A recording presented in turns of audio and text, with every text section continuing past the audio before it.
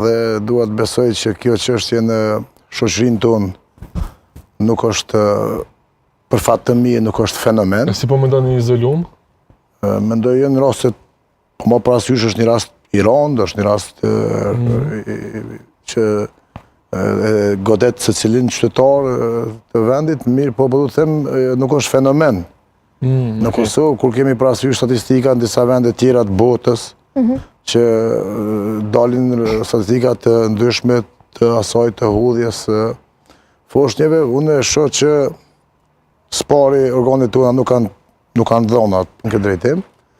Megjithatë unë e shoh mungesë të besimit, mungesë të anës shpirtërore, mungesë të duket që individ caktuar nuk kanë lidhjen e duhur me krijuesin, me Zotin e Madhreshëm, sepse në principet e besimit islam dhe në principet edhe besimeve tjera monoteiste të thave të librit, konsiderojmë që gjëja më e shenjtë në tokë është shpirti, është jeta e njeriut, dhe hudhja e tyre, qofshin të gjalla apo të vdekur, sikur ky rasti që ke para pak ditësh në vendin tonë, është diçka që na tregon neve që ne jemi shumë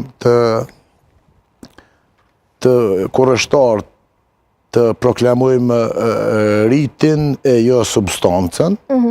Ne si qytetar në këtë rast, po na shes si fajtori dhe shoqërinë? Normalisht, e para që duhet ta them është fat i mirë që nuk është fenomen shoqërinë tonë.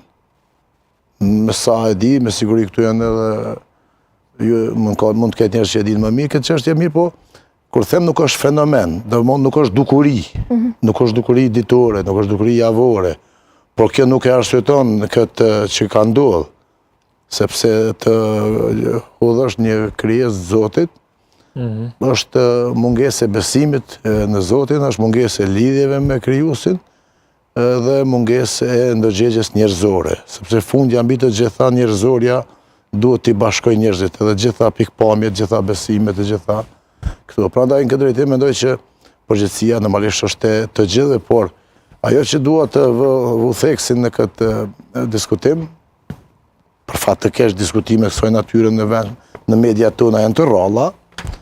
Por janë të nevojshme. Janë të domosdoshme. Dhe përmendi edhe profesoresha që edhe institucioni i familjes edhe roli nuk është aktiv sa duhet.